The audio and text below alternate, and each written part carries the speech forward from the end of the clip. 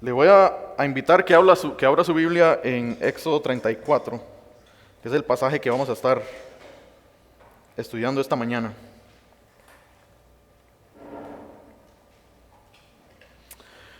En un libro escrito en 1930 por un pastor que se llamaba A.W. Pink, trata sobre los atributos de Dios. En este libro, A.W. Pink contrasta la fidelidad de Dios con lo que él llamaba en su tiempo el pecado más relevante o el pecado más sobresaliente de su época, que era la infidelidad de los hombres. En este libro, A.W. Pink lo que hace es da diferentes ejemplos uno de ellos es en el ámbito de los negocios, por ejemplo. Él decía que los hombres, con algunas excepciones claramente, ya no honraban fielmente su palabra, sino que mentían sin ningún descaro. En el área social, especialmente en las relaciones maritales, Pink decía que la infidelidad estaba por todas partes, que las parejas ya no consideraban los lazos sagrados del matrimonio, sino que cambiaban de pareja como si estuvieran cambiándose cualquier ropa sucia. Pink decía también que incluso en el mundo eclesiástico, dentro de la iglesia, habían personas que se habían comprometido para predicar y defender la verdad, pero a la hora de la hora, cuando esa verdad era comprometida o ellos eran comprometidos o eran cuestionados, sin escrúpulos, estas personas negaban o atacaban esa misma verdad que se supone que tenían que defender. Yo creo que casi un siglo después de que este libro fue escrito, las cosas no han cambiado mucho. Yo creo que más bien se ha empeorado el pecado de la infidelidad. Todos nosotros, los que estamos aquí, no estamos exentos a caer en este pecado. Basta con hacer un simple examen de nuestra vida para darnos cuenta que en múltiples ocasiones y de múltiples formas hemos pecado con el pecado de la infidelidad hacia nuestros hermanos, pero especialmente a Dios. Pero pese que esta es la realidad a todas las personas, nosotros como hijos de Dios podemos confiar y podemos estar tranquilos de que a pesar de que nosotros somos infieles, nuestro Dios permanece fiel. ¿Y por qué es que estoy hablando acerca de la fidelidad? Bueno, yo estoy persuadido por el estudio diligente que el Señor me permitió hacer en estas semanas pasadas, de que Éxodo 34 es un relato que nos muestra la fidelidad de Dios ante un pueblo que ha sido infiel. Mi oración durante todas estas semanas, mis hermanos, ha sido que como iglesia, el día de hoy, en este día del Señor, nosotros podamos apreciar la inquebrantable, la inmutable y la inesperada fidelidad de Dios. Y que al ver la fidelidad de Dios desplegada en nuestra vida, nosotros nos movamos a responder con fidelidad hacia Él. Si yo tuviera que sintetizar el principio teológico que Éxodo 34 nos muestra, yo diría que es el siguiente: es la inquebrantable fidelidad de Dios nos inspira y nos desafía a responderle a Él con fidelidad apasionada y sincera. Repito una vez más, la inquebrantable fidelidad de nuestro Dios nos inspira y nos desafía a responderle a Él con fidelidad sincera y apasionada. 3 puntos son los que nos van a ayudar a nosotros a desarrollar este principio que les acabo de mencionar.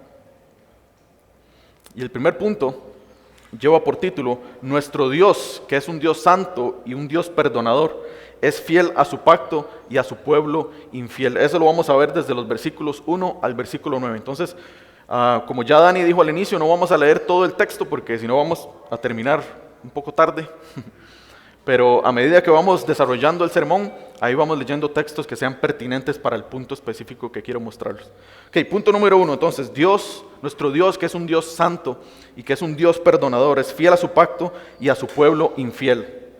Lo primero que nosotros vemos ahí en el versículo 1 del capítulo 34 es que Dios le dice a Moisés, en el versículo 1, que se confeccione 2 tablas de piedra, y le da el propósito de por qué es que Dios le manda a Moisés a decir esto, y le dice que es para que Dios escriba sobre ellas las tablas, en esas tablas las palabras que él había escrito en las tablas anteriores, las cuales Moisés había quebrado. Si nosotros recordamos brevemente qué es lo que ha pasado hasta este punto de la historia, Moisés en el capítulo 32 venía bajando del monte justo después de que Dios había hablado con él, justo después de que Dios mismo le había provisto las tablas, que eran escritas que tenía los mandamientos que eran escritos con el mismo dedo de Dios, nos dice la Escritura. Baja del monte advertido por Dios mismo, porque el pueblo ha entrado en una corrupción, ha entrado en un desenfreno, está adulterando espiritualmente en contra de Dios. Y el capítulo 32 de Éxodo nos dice que Moisés agarró esas tablas y al frente, al pie del monte, las destrozó. Ya sabemos, porque se ha dicho varias veces aquí, que ese quebrantamiento, ese rompimiento de las tablas es un símbolo de lo que está sucediendo ahí al frente de los ojos de Moisés. El pueblo está quebrantando el pacto. No solamente está quebrantando el pacto, sino que Moisés, al destruir las tablas al frente de ellos, les está diciendo, mira, ustedes no son un pueblo digno de poder entrar en pacto con Dios. ¿Por qué? Por esto mismo que ustedes están haciendo. Entonces, estas nuevas tablas que Dios le está pidiendo a Moisés aquí, no solamente van a servir para que Dios escriba los mandamientos, sino que van a servir también como un recordatorio para este pueblo.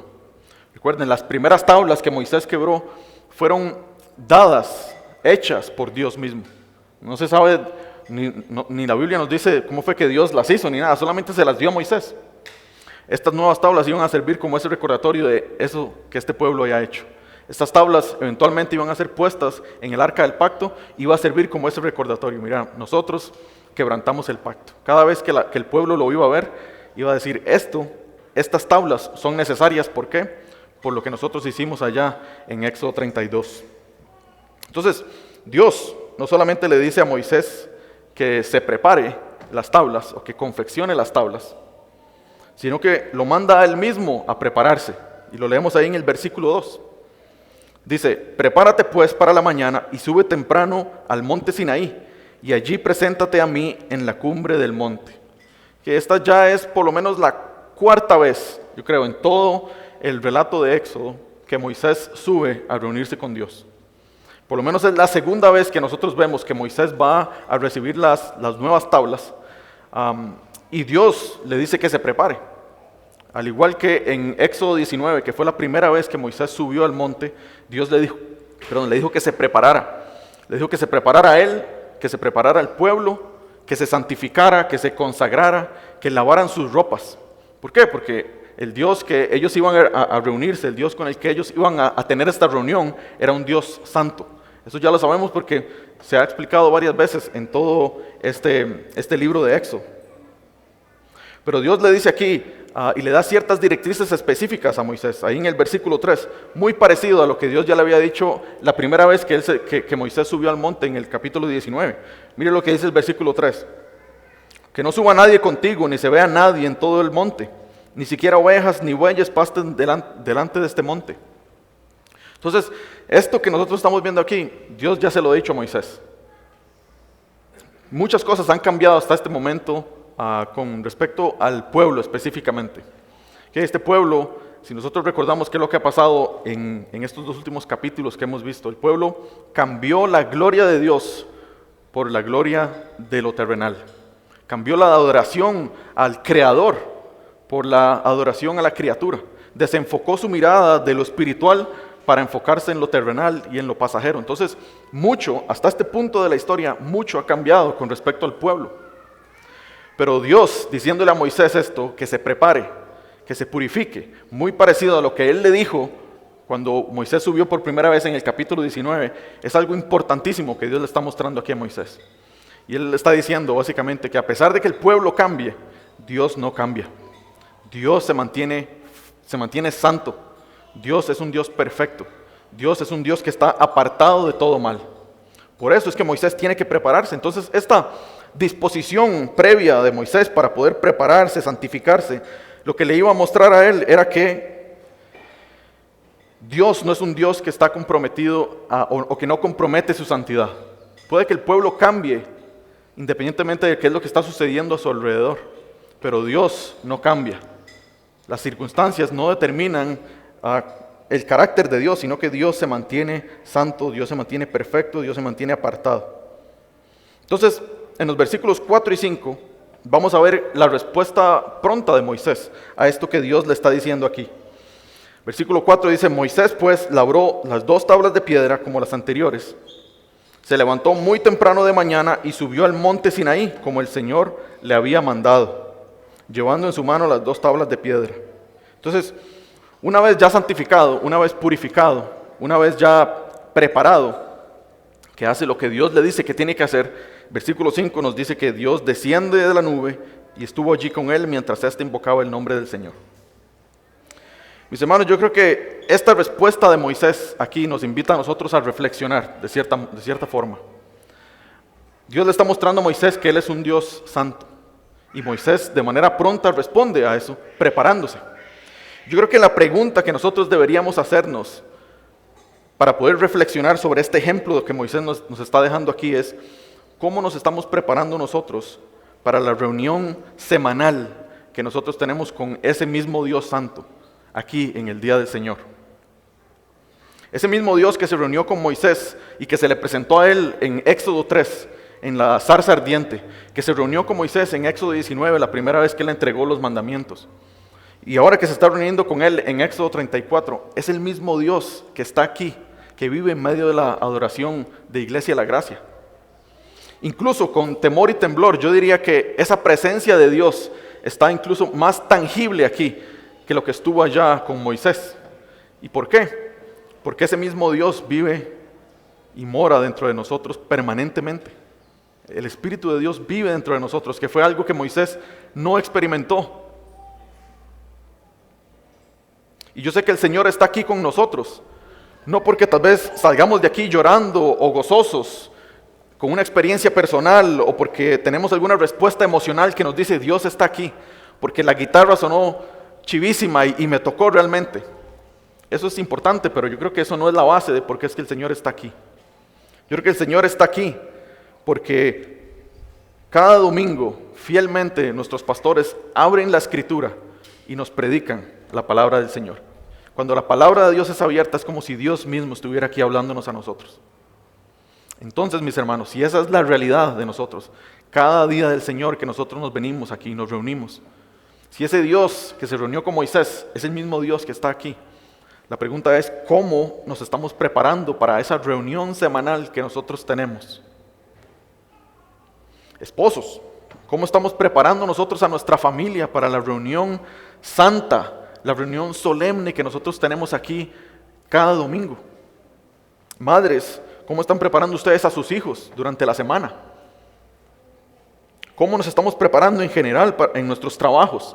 ¿Consideramos la reunión que se lleva aquí a cabo, lo que está sucediendo aquí en este momento, en nuestros estudios o en nuestros tiempos libres? Consideramos durante la semana el día del Señor y qué es lo que se está llevando aquí a cabo. Yo creo que si nosotros tomáramos un tiempo durante la semana para poder meditar y reflexionar en lo que se lleva a cabo cada domingo, yo creo que la manera en cómo nosotros seríamos sería muy diferente. La manera en cómo adoraríamos sería muy, muy diferente. Entonces, algunas cosas así súper rápidas que nosotros podemos hacer para poder prepararnos para lo que el Señor tiene preparado para nosotros aquí, cada día del Señor que nosotros nos reunimos, sabiendo que ese Dios santo está aquí. Si usted hace adoración familiar durante la semana, algo que usted puede hacer es prepararse ahí. Algo que usted puede hacer es hablar de qué es lo que sucede aquí los domingos con su familia. Pedirle al Señor que poco a poco Él vaya suavizando su corazón y preparando su corazón para lo que usted va a recibir aquí. Otra cosa que usted puede hacer es, y le agradezco muchísimo al grupo de adoración porque lo he visto en semanas seguidas, que por ahí del martes o el miércoles ellos envían las canciones que se van a tocar aquí el domingo. Algo que podemos hacer es escuchar las canciones, preparar nuestro corazón y meditar en lo que las canciones están diciendo. ¿Para qué? Para cuando vengamos aquí podamos dar todo el corazón al Señor en la adoración. Algo que podemos hacer también, y es que hay un calendario, ya sabemos cuáles son las prédicas que se van o el texto que se va a predicar el domingo. Podemos decirle a alguno de los pastores, ¿qué enseñanza va a haber este domingo para poder leer ese pasaje y poder meditar en ese pasaje, estudiarlo previo a lo que se va a enseñar aquí? Y eso va a ser de muchísima ayuda para preparar nuestro corazón para la reunión semanal que tenemos aquí con nuestro Señor. Entonces, ¿cómo nos estamos preparando? Podemos ver el ejemplo de Moisés y de ese ejemplo nosotros podemos tomar este principio.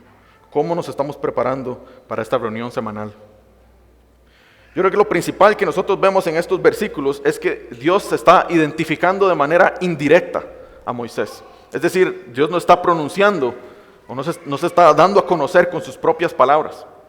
Pero podemos concluir que por esto que Dios está diciéndole aquí a Moisés, podemos concluir de que Dios es un Dios santo, de que Dios es un Dios perfecto y que Dios es apartado de todo pecado. ¿Por qué? Porque Moisés tiene que prepararse para poder entrar en la presencia de Dios. No cualquiera podía entrar. Y sin preparación tampoco podía entrar. Ahora bien, si Dios se identifica de manera indirecta en estos primeros versículos, lo que vamos a ver en los versículos 6 y 7 es una declaración directa que viene desde la misma boca de Dios. Es una declaración de quién Él es. Es como si Dios estuviera predicando un sermón sobre sí mismo. Aquí es Dios directamente diciendo, este soy yo. Todavía seguimos en el punto 1, pero en el versículo 6 y 7, lo que vamos a ver aquí es una respuesta a la petición de Moisés, una petición que Moisés le hizo a Dios en el capítulo 33, versículos 18 y 19, donde Moisés le dice al Señor, muéstrame tu gloria. Y Dios le dice, no te voy a mostrar toda mi gloria, sino lo que voy a hacer es que voy a pasar delante de ti y voy a pronunciar mi nombre delante de ti. Voy a hacer pasar toda mi bondad delante de ti y voy a proclamar mi nombre delante de ti. Entonces Moisés estaba pidiendo ver la gloria de Dios y Dios lo que le enseña es su bondad, le enseña y va a proclamar su nombre delante de él. Entonces leamos versículos 6 y 7. Como digo, esta es la proclamación directa de quién es Dios. Una vez que Dios está con Moisés en el monte, dice el versículo 6, entonces pasó el Señor por delante de él y proclamó, el Señor, Dios compasivo y clemente, lento para la ira y abundante en misericordia y verdad, que guarda misericordia a millares, el que perdona la iniquidad, la transgresión y el pecado, y que no tendrá por inocente al culpable, que castiga la iniquidad de los padres sobre los hijos, y sobre los hijos de los hijos, hasta la tercera y cuarta generación. Mis hermanos, yo creo que delante de nosotros, este versículo que acabamos de leer, tenemos la mejor descripción escrita de quién es Dios. Tenemos la mejor descripción escrita de quién es Dios. Este versículo para los hebreos, para los israelitas, se convirtió en un versículo tan importante que por lo menos, depende a quién usted le pregunte, pero por lo menos unos 20 a 25 veces se hace mención o se cita directamente solamente en el Antiguo Testamento. Si habían personas que no eran israelitas y querían conocer al Señor, querían adorar al Dios de los judíos, al Dios de los israelitas, este era el Dios que los judíos le presentaban. Ustedes quieren conocer a Dios, bueno, este es el Dios que nosotros adoramos. Es un Dios compasivo, un Dios clemente, lento para la ira, abundante en misericordia y verdad, que guarda misericordia a millares. Por eso digo yo que es la mejor descripción escrita. Yo creo que nosotros podríamos tener múltiples sermones hablando acerca de cada una de estas perfecciones de Dios. Podríamos pasar muchísimo tiempo aquí. Pero por cuestiones de tiempo, no podemos ir tan profundo como me gustaría viendo cada una de estas características de Dios. Pero para poder entender realmente qué es lo que Dios está compartiéndole aquí a Moisés, está proclamando con su propia boca a Moisés, para poder entender realmente la profundidad del carácter de Dios, solamente en estos versículos, no podemos sacarlo de su contexto general que se encuentra en Éxodo, en todo el libro de Éxodo. Yo creo que si nosotros hacemos como un listado rápido de los pecados de Israel, desde el momento que ellos salieron de Egipto, vamos a poder llegar a entender realmente por qué es que por qué es que Dios se muestra ante ellos compasivo y clemente. Miren nada más una lista rápida de qué es lo que el pueblo de Israel ha hecho desde que ellos salieron de Egipto. Primero que nada, en el capítulo 14, ellos desconfían del poder de Dios al cruzar el mar Rojo. Luego murmuran contra Moisés por las aguas amargas. No podían tomar agua, entonces murmuran en contra de Moisés. Esta murmuración en contra de Moisés es básicamente una queja en contra de Dios. ¿Por qué? Porque Dios había puesto a Moisés como el mediador, como el líder. Entonces le echan la culpa a Moisés, pero es directamente hacia Dios también. Murmuran contra Moisés y contra Aarón por no tener carne para comer. Murmuran una vez más contra Moisés por no tener agua para beber. Y por último, Éxodo nos dice también que ellos tentaron al Señor al considerar si éste realmente estaba con ellos o no. Si la presencia de Dios realmente estaba con ellos o no. Todos estos pecados yo creo que se van construyendo uno sobre el otro y llegan a su clímax, por decirlo así, en Éxodo 32. Entonces, si nosotros no supiéramos la historia, que ya sabemos la historia, cómo culmina Éxodo 34 y cómo culmina la historia de los israelitas, si nosotros fuéramos lectores novatos de la Biblia, creo que la pregunta que tendríamos nosotros al llegar aquí a Éxodo 34, versículos 6 y 7, es: ¿qué va a pasar con este pueblo que es infiel? En Éxodo 32 vimos que Israel, había dicho en el capítulo 19, sí, vamos a cumplir todo lo que el Señor dice que nosotros vamos a cumplir. Vamos a ser fieles, vamos a ser obedientes. Pero unos capítulos después vemos que pecan, están quebrantando el pacto. Entonces la pregunta que a nosotros nos queda es, bueno, ¿qué va a pasar con este pueblo? ¿Será que Dios se va a mover en misericordia? ¿Será que Dios se va a mover en clemencia? ¿Va a perdonar Dios al pueblo de Israel? Yo creo que versículos 6 y 7 es una respuesta de Dios a esta pregunta. Y es, sí, yo soy un Dios perdonador. Yo soy un Dios que perdona el pecado. Un Dios que es fiel al pacto. Un Dios que es misericordioso con su pueblo, a pesar de que su pueblo ha pecado. Entonces, esto que Dios le está diciendo aquí a Moisés no es pura teoría nada más. No es como un checklist que está escribiendo Moisés de cuáles son los atributos de Dios, como si fuera mera teología nada más teórica, sino que Moisés y el pueblo de Israel están experimentando de manera vívida aquí cada uno de estos atributos del Señor. En su pecado, como vimos toda esta lista y que llega a su clímax en el capítulo 32, el Señor está mostrándose clemente y compasivo, está mostrándose lento para la ira, está perdonando el pecado de esta gente. Entonces no es algo teórico nada más, es algo práctico, algo vívido que estas personas están viviendo aquí. Y esta fidelidad de Dios no es algo exclusivo que nosotros vemos de Éxodo. Y esta infidelidad también de los hombres no es algo que nosotros vemos exclusivamente en Éxodo, es algo que se ve a lo largo de todas las Escrituras. Por ejemplo, sucedió con Abraham. Cuando Dios llamó a Abraham, Él le dio 3 promesas. Y por lo menos 3 veces vemos que Abraham peca. Y después de esas 3 veces, Dios reafirma el pacto con Abraham. Entonces, a pesar de que Abraham fue infiel, Dios permaneció fiel. Si nosotros movemos unos cuantos libros, llegamos a Samuel, primera de Samuel, segunda de Samuel. Dios hace un pacto con David en 2 de Samuel 7. Nos movemos unos capítulos después y vemos que David peca con Betsabé en contra de Dios. ¿Qué es lo que hace Dios? Se mantiene fiel a su pacto y hace que del reino de la descendencia de David venga alguien que va a ser el rey, que eso era parte del pacto que Dios había hecho con David. Si vamos un poquito más para allá, Dios envía a Israel al cautiverio a Babilonia. Está por 70 años ahí, pero Dios se acuerda de su pacto. Dios es fiel y hace que Israel vuelva a su tierra natal, Jerusalén. Entonces, esta fidelidad de Dios, Dios mostrándose clemente, compasivo, lento para la ira, grande misericordia y verdad, todos esos atributos de Dios los vemos a lo largo de las Escrituras. Y no solo en las Escrituras, sino que sucede también con nosotros a diario, mis hermanos. Pese a nuestro continuo pecado, pese a que diariamente nosotros pecamos en contra de Dios y le damos la espalda por el pecado que nosotros cometemos, Dios es fiel a su pacto. En este caso con los israelitas, Dios fue fiel a su pacto por la intercesión imperfecta de Moisés. Pero en el caso nuestro, Dios es fiel a nosotros. Dios es fiel a su pacto gracias a la intercesión perfecta de nuestro mediador Jesucristo. Entonces, mis hermanos, cuando nosotros consideramos todos estos pecados que Israel ha cometido desde Éxodo 14 hasta Éxodo 32, y cuando consideramos nuestra propia vida y los pecados que nosotros hemos cometido desde el año 0 hasta hoy, la misericordia y la fidelidad de Dios es magnificada en nuestra vida. Si consideramos el becerro de oro, aún es más magnificada la fidelidad de Dios a pesar del quebrantamiento de su pueblo. Mis hermanos, Dios no nos trata a nosotros como debería tratarnos. Él es fiel a sí mismo, Él es fiel a su pacto. Si la fidelidad de Dios descansara en la forma en cómo nosotros somos fiel a Él, yo creo que desde hace muchísimo tiempo Él ya nos hubiera dado la espalda y hubiera dicho, el pacto hasta aquí llegó. Pero Dios no nos trata como debería tratarnos. ¿Gracias a quién? gracias a Jesucristo, gracias al sacrificio y a la mediación perfecta de nuestro gran sumo sacerdote Jesús.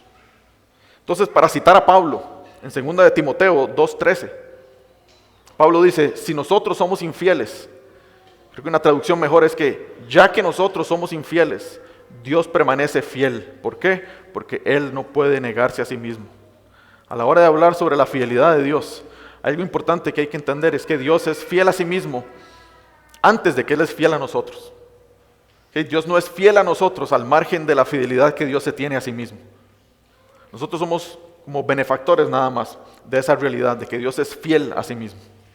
Entonces Dios es fiel a su pacto, es fiel a sus promesas, es fiel a sí mismo y por ende es fiel a cada uno de nosotros. Yo creo que la única respuesta válida que nosotros deberíamos tener ante esta fidelidad de Dios que nos muestra día con día es lo que nosotros vemos en el versículo 8 y 9, que es siguiendo el mismo ejemplo de Moisés. Dice así, Moisés al escuchar esta proclamación del nombre de Dios, dice que Moisés se apresuró a inclinarse a tierra y adoró.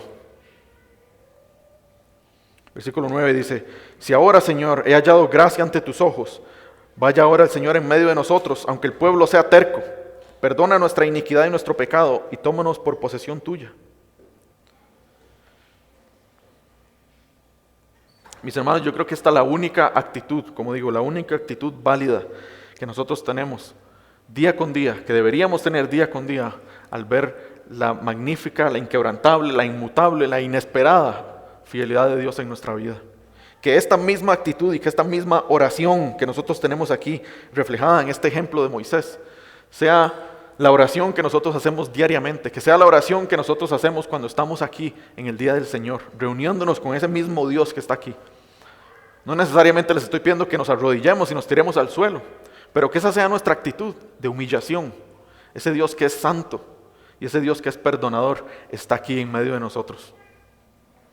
Que la fidelidad que Dios nos presenta día a día no se vuelva algo como desapercibido, que no se vuelva algo como monótono o rutinario.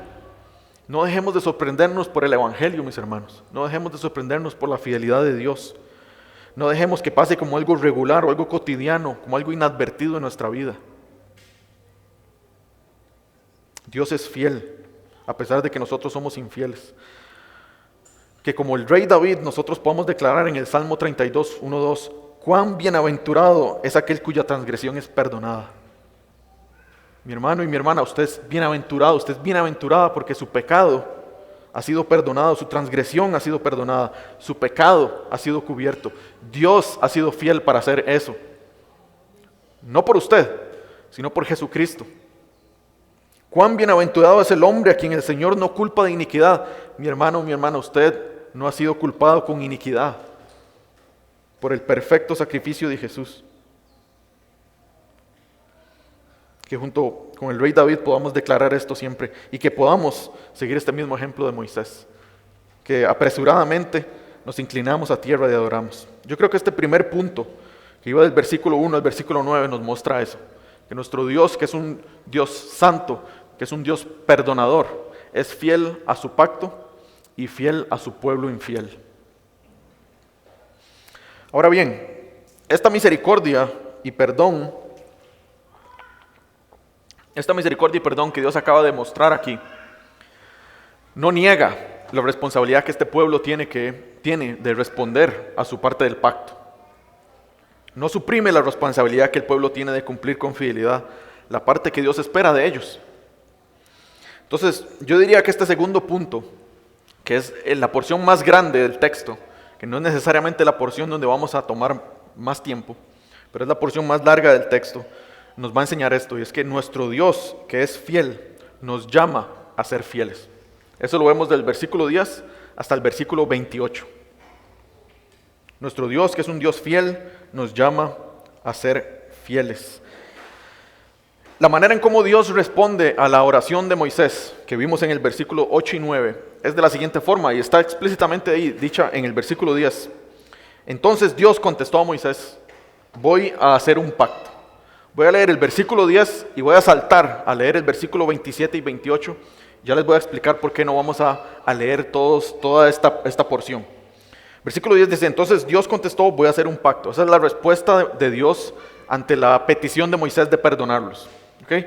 Versículos 27 y 28 dice: entonces el Señor dijo a Moisés, escribe estas palabras, o sea, todas estas palabras que están aquí en esta sección, porque conforme a estas palabras he hecho un pacto contigo y con Israel.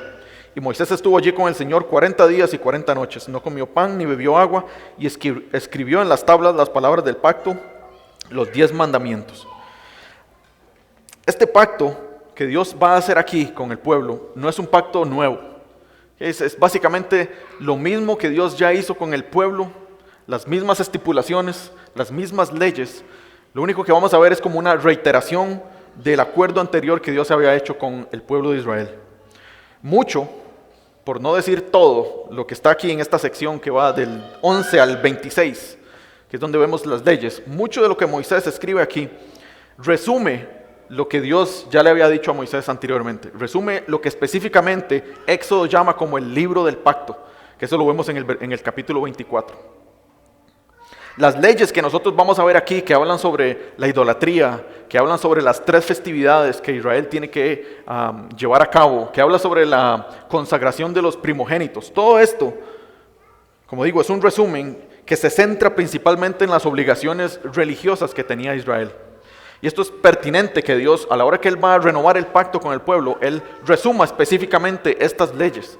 Es muy importante en el contexto en el cual Israel se encuentra en este momento. ¿Por qué? Porque Israel acaba de adoptar ciertas prácticas religiosas de Egipto, ciertas prácticas religiosas de los pueblos que estaban a su alrededor, en el becerro de oro. Entonces, que Dios resuma nada más y que Moisés escriba nada más estas leyes es muy muy importante. Como le digo, estas leyes enfatizan la obligación que Israel tenía pactada, la obligación que Israel le había dicho, ok, esto es lo que vamos a hacer, de adorar al único y verdadero Dios, y adorarlo de la forma en que Él dice que se tiene que adorar. Como digo, no vamos a entrar en detalle a cada una de estas leyes, porque ya las hemos enseñado en diferentes ocasiones en los capítulos anteriores. Pero lo que sí me voy a enfocar es en la expectativa que tiene Dios de su pueblo. Dios acaba de perdonar a su pueblo. ¿Okay? Esto que nosotros vemos en el versículo 10 es como Dios diciéndole a su pueblo, ok, sí, yo los voy a perdonar. ¿Okay? Digamos que aquí no ha pasado nada, borrón y cuenta nueva. Pero ahora que yo les he mostrado fidelidad, espero que ustedes muestren fidelidad. Ahora que yo he mostrado perdón a ustedes, yo quiero que ustedes simplemente obedezcan. Si los pecados de Israel han sido pasados por altos, entonces la respuesta esperada por Dios de ellos es que obedezcan simplemente nada más. Es lógico que esto suceda. Es lo esperado, que ellos puedan responder con fidelidad. Dios les dice, ok, hay perdón, pero también ustedes tienen una responsabilidad. Ahora bien, sabemos que este pueblo, yo creo que no hace falta ser muy entendido como un lector bíblico para darnos cuenta de que este pueblo era incapaz de poder cumplir a totalidad o de poder cumplir a cabalidad cada una de estas leyes. El pueblo no podía, no porque la ley fuera mala o fuera incapaz, sino que era por el pecado que estaba en el corazón de ellos que hacía insuficiente la ley o el pacto. De hecho, esta misma incapacidad que tenía el pueblo de Israel tenía que mostrarle a ellos la necesidad de una provisión suficiente que viniera de parte de Dios. El hecho de que ellos no podían cumplir la ley tenía que hacerlos desear una provisión diferente, una provisión suficiente que viniera de parte de Dios. Y de hecho, eso es lo mismo que nosotros vemos en las Escrituras. Moisés, en Deuteronomio, después de dar en segunda ocasión la ley a este pueblo, él anhela en el versículo 29, capítulo 29, versículo 4, él anhela la provisión de Dios y dice que él espera que en algún momento este pueblo realmente pueda entender y que su corazón sea cambiado. Jeremías profetizó sobre esta nueva provisión suficiente de Dios en Jeremías 31 al 33. No los vamos a leer, pero para que lo tengan ahí. Ezequiel también profetizó sobre esta provisión perfecta de Dios en Ezequiel 36, 26 al 27. Y esa provisión perfecta de Dios se denomina el nuevo pacto. Nosotros, mis hermanos, no estamos bajo la insuficiencia del antiguo pacto, que es lo que nosotros estamos viendo aquí, que Dios le está pidiendo al pueblo de Israel. Nosotros no estamos bajo la insuficiencia de ese antiguo pacto. por gracia mediante la fe en el sacrificio sustitutivo, el sacrificio vicario de Cristo, que Él llevó a cabo por cada uno de nosotros en la cruz, nosotros, por esa fe, hemos recibido los beneficios del nuevo pacto. Entonces, al igual que los israelitas, allá en Éxodo 34, y nosotros aquí, en el nuevo pacto, a pesar de que estamos en pactos totalmente diferentes, hemos recibido, o Dios nos ha mostrado, una fidelidad inquebrantable. A ellos, gracias a la mediación de Moisés, nosotros, gracias a la mediación de Jesucristo. Entonces, la pregunta que nosotros deberíamos hacernos es, ¿será que Dios espera la misma clase de fidelidad que Él esperaba para los israelitas? Dios espera que yo sea fiel de la misma manera que Él esperaba que Él fuera fiel, que los israelitas fueran fieles, perdón. Yo diría que sí. Incluso con temor y temblor digo que Dios espera que nosotros seamos muchísimo más fieles que los israelitas. ¿Por qué? Por la provisión perfecta y suficiente que nosotros tenemos bajo el nuevo pacto. Los israelitas no tenían ninguno de estos beneficios que yo les voy a comentar a ustedes, que vienen de estos mismos versículos que yo le dije de Jeremías, de Ezequiel y de Deuteronomio. Nuestros corazones, mis hermanos, bajo el nuevo pacto, nuestros corazones han sido cambiados. Eran de piedra, Dios los hizo de carne. La ley ahora está en nuestra mente y está escrita en nuestros corazones, ya no está escrita sobre piedra. Dios ha perdonado nuestros pecados y no se acuerda de nuestros pecados. El Espíritu de Dios, como les dije, habita en nosotros y habita en medio de la iglesia, permanentemente. Eso era algo que no sucedía en el Antiguo Testamento. Y no solamente eso, sino que Dios se asegura que nosotros nos conformamos a su ley por medio de su poder santificador. Entonces, ninguno de los israelitas tenía estos beneficios, mis hermanos. Pero aún así Dios esperaba que ellos fueran fieles. Si nosotros, bajo el nuevo pacto, tenemos estos beneficios, Dios espera entonces aún más que nosotros seamos fieles. Entonces, ¿qué es lo que el Señor quiere de nosotros en el antiguo pacto? Él no quiere que nosotros cumplamos. Perdón, es que ya lo he golpeado muchas veces. Él no quiere que nosotros cumplamos a cabalidad esta ley, porque esta ley ya pasó, este pacto ya no existe, ya no es válido. Entonces, ¿qué es lo que el Señor quiere de nosotros en el nuevo pacto? Bueno, al Señor Jesús le hicieron una pregunta muy parecida a esa. En Mateo 22, 37 al 39, dice que se le acercaron a Jesús y le preguntaron cuál es el mayor mandamiento. Dice que Él les contestó: amarás al Señor tu Dios con todo tu corazón, con toda tu alma, con toda tu mente. Este es el grande y primer mandamiento, y el segundo es semejante a este: amarás a tu prójimo como a ti mismo. Mateo 22, 37 al 39. Entonces, ¿qué es lo que Dios quiere de nosotros en el nuevo pacto? Yo creo que es bastante simple. Dios nos quiere a nosotros completamente. Esto es lo que estos versículos nos dicen. Dios quiere nuestra vida total. Dios quiere que nuestra vida, nuestro servicio, nuestro deleite, nuestros deseos, nuestros pensamientos, nuestras acciones fluyan de estos dos mandamientos que yo acabo de leer. Dios quiere que todo esto, nuestra vida, nuestro servicio, nuestro deleite, fluya del amor que nosotros tenemos por Él, primeramente, pero que fluya también del amor que nosotros tenemos por nuestros hermanos, por nuestro prójimo.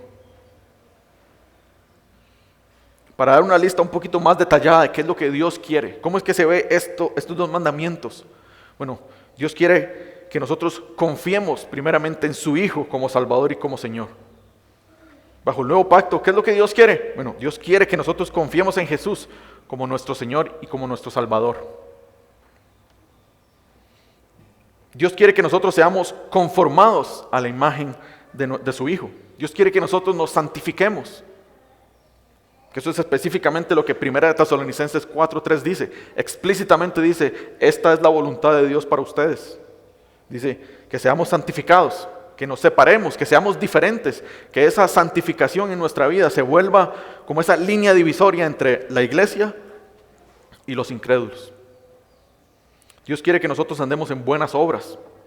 Dios quiere que nosotros le demos las gracias a Él en todo momento. Estas últimas tres son explícitamente algunas ocasiones donde la Biblia nos dice: esta es la voluntad directa de Dios para ustedes bajo el nuevo pacto. Entonces, mis hermanos, ya que el Señor ha sido fiel a nosotros de una manera más increíble, más sorpresiva, más magnífica de lo que fue con el pueblo de Israel, Y ya que nosotros estamos bajo el nuevo pacto y los beneficios espirituales que nosotros tenemos bajo el nuevo pacto son mayores, Dios, que es un Dios fiel, nos llama a nosotros a ser fieles. Entonces, hasta este momento, mis hermanos, hemos visto que nuestro Dios, que es santo y perdonador, es fiel a su pacto y es fiel a sí mismo. Y una vez que Dios nos ha mostrado esa fidelidad, Él nos llama a que nosotros seamos fieles.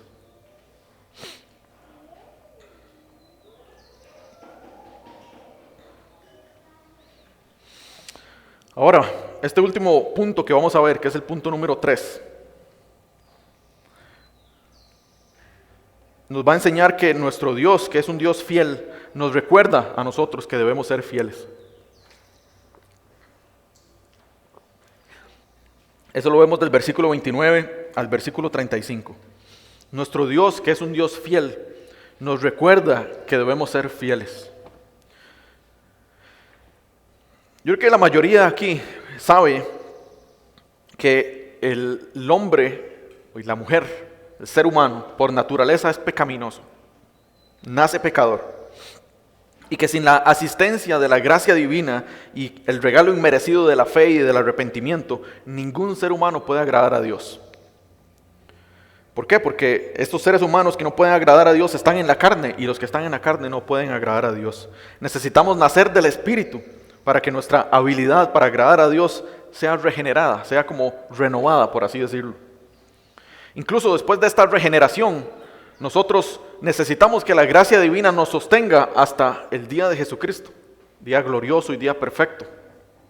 Yo creo que Dios claramente está informado de esto. Dios sabe cuál es nuestra situación como seres humanos, antes de la fe y durante la fe también. Por tanto, yo creo que en su gracia sustentadora y en su fidelidad para con su pueblo, Dios provee de ciertas cosas a lo largo de nuestro caminar como cristianos que nos ayudan a recordar cuál es nuestro deber bajo ese nuevo pacto. ¿Cuál es nuestro deber como hijos de Dios que han entrado en una relación pactual con Él? En este caso, para el pueblo de Dios en el Antiguo Testamento, que eran los israelitas, Dios proveyó el rostro resplandeciente de Moisés, que esta porción nos habla acerca de eso mismo. Leamos esta porción, dice, versículo 29, cuando Moisés descendía del monte Sinaí con las 2 tablas del testimonio en su mano, al descender del monte, Moisés no sabía que la piel de su rostro resplandecía por haber hablado con Dios. Al ver a Aarón y todos los israelitas que la piel del rostro de Moisés resplandecía, tuvieron temor de acercarse a él. Entonces Moisés los llamó y Aarón y todos los jefes de la congregación regresaron a él y Moisés les habló. Después se acercaron todos los israelitas y él les mandó que hicieran todo lo que el Señor había hablado con él en el monte Sinaí. Cuando Moisés acabó de hablar con ellos, puso un velo sobre su rostro. Pero siempre que Moisés entraba a la presencia del Señor para hablar con él, se quitaba el velo hasta que éste salía.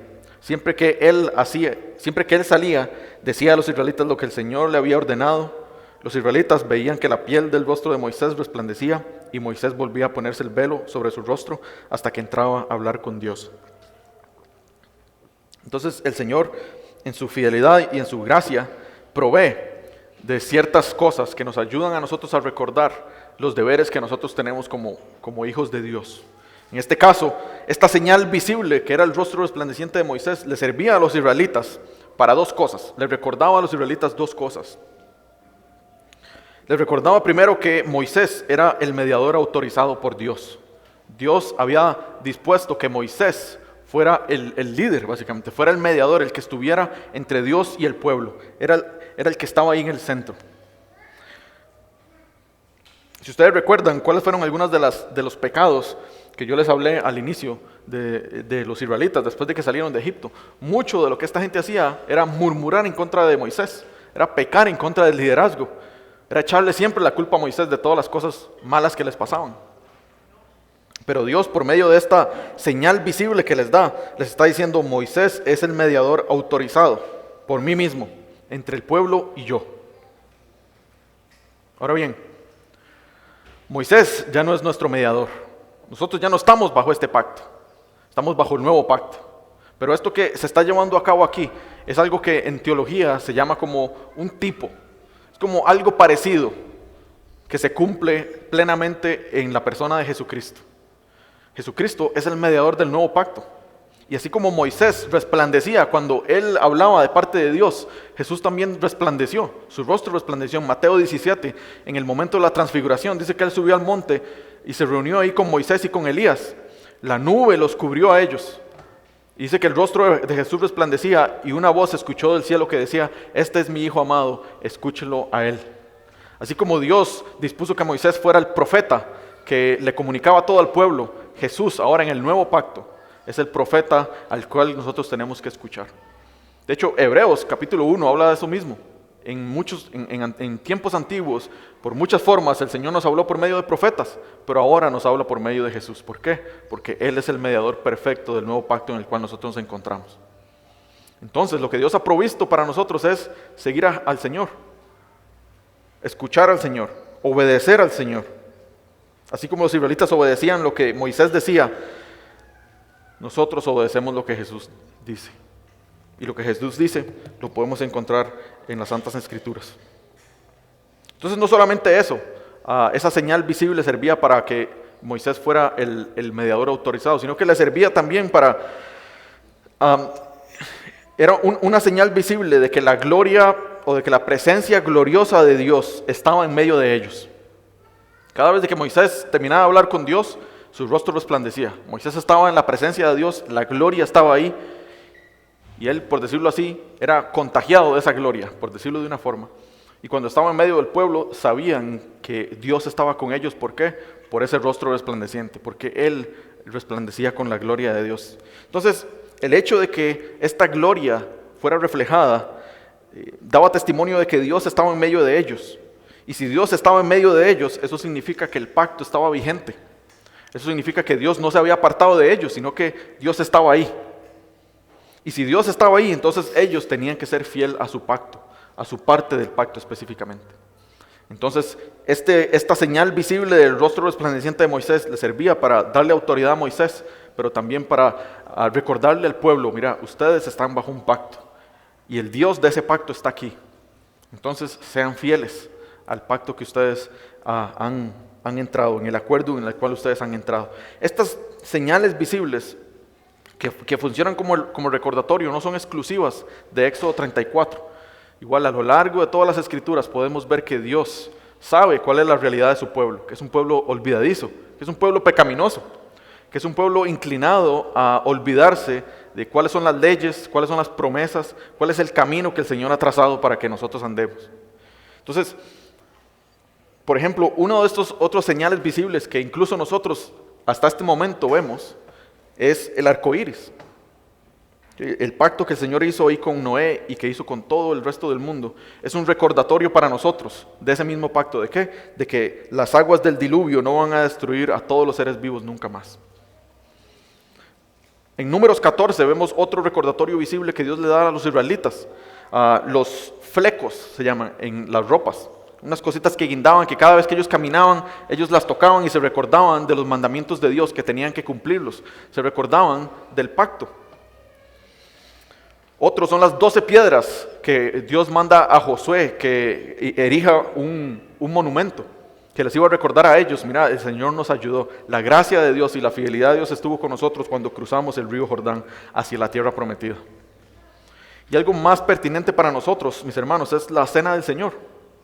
Es un recordatorio que, por maravilloso que sea lo que se celebra aquí en ese momento, es un recordatorio de que hay algo maravilloso esperando por nosotros en el futuro. La cena del Señor nos recuerda la vida, la muerte, la resurrección, la ascensión de nuestro Señor, y nos marca a nosotros como un pueblo del nuevo pacto. Al mismo tiempo que hace todo esto, también nos llena de anticipación por esa gloriosa cena que nosotros vamos a tener con Él en su reino cuando Él venga.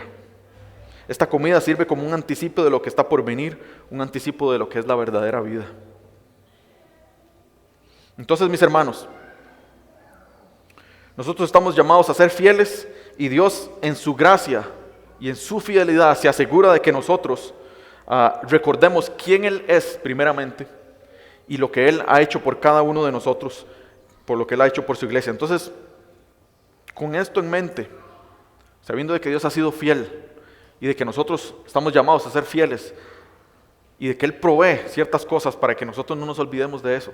La única respuesta que nosotros tenemos es movernos con fidelidad sincera y con fidelidad apasionada. Hemos visto en Éxodo 34 que nuestro Dios es un Dios santo y perdonador, que es fiel a su pacto y que es fiel a su pueblo infiel, que nos llama a nosotros a responder con fidelidad y que constantemente nos recuerda, así como lo hizo con el rostro resplandeciente de Moisés, la importancia que nosotros tenemos de mantenernos fiel a Él. Entonces, a la luz de estas tres verdades, la pregunta que yo quiero dejarles a ustedes antes de concluir con el sermón de hoy, para que podamos reflexionar durante la semana y que en preparación estemos meditando en esto para la próxima vez que nosotros nos veamos aquí en el día del Señor, es la siguiente pregunta: si Dios ha sido fiel conmigo, si Dios ha sido fiel y ha mostrado misericordia y ha mostrado gracia, ¿dónde es que Él me está llamando a mí a mostrarle mi fidelidad? Si ustedes como yo, tal vez necesita que le den ejemplos específicos de dónde es que el Señor tal vez me esté mostrando gracia, o me está pidiendo que muestre gracia. Si usted no es como yo, usted tal vez tiene ya en su mente, así el Señor me está llamando a mostrarle gracia en esto específico. Pero si usted es como yo, aquí hay algunos ejemplos donde tal vez el Señor lo esté llamando a usted a mostrar gracia, pero a mostrar fidelidad. Tal vez en la relación con su familia. El Señor ha sido fiel con usted. ¿Cómo está mostrando usted fidelidad a Dios en la relación que usted tiene con su familia? En el trato que usted tiene con su esposa.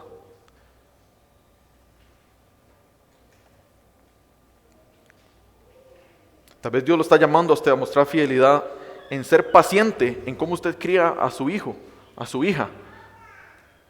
En cómo usted disciplina a su hijo. Lo hace en ira o lo hace lleno de gracia. El Señor nos ha mostrado fidelidad. ¿Cómo estamos mostrándole fidelidad a Él? Tal vez el Señor nos está llamando a mostrarle fidelidad en la forma en cómo utilizamos nuestro tiempo libre. En la forma en cómo tal vez gastamos o ponemos nuestro dinero a funcionar en ciertos lugares, en X cosas. ¿Cómo estamos mostrándole fidelidad a Dios a la luz de la fidelidad que Él nos ha mostrado a nosotros?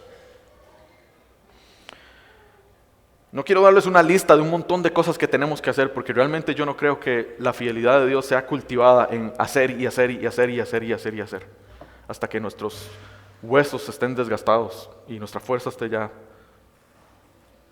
desgastada también. Yo creo que nuestra fidelidad a Dios es cultivada primeramente en que mi amor y en que mi deleite fluya directamente de la relación que yo tengo con Él.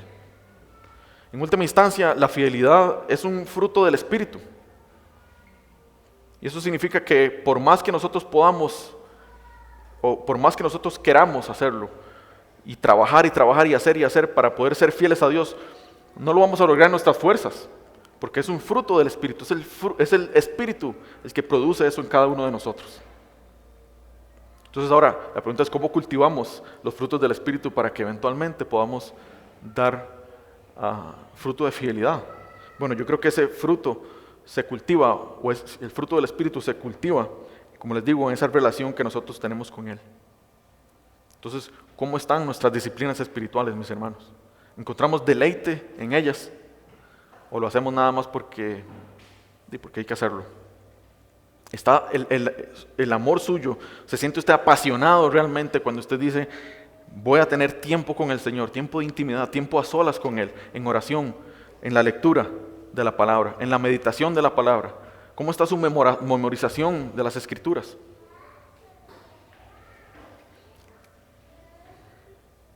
La fidelidad a Dios fluye del amor y del deleite que nosotros encontramos en Él, en pasar tiempo con Él. Es ahí donde mis deseos, donde mis pensamientos, mis palabras, mis inclinaciones, por el poder del Espíritu Santo y su fruto en mí, dará como resultado la fidelidad. Entonces, no quiero cargarlos con un montón de cosas que tenemos que hacer, pero pongámosle ojo, mis hermanos, a las disciplinas espirituales, a la provisión de gracia que el Señor nos ha dado.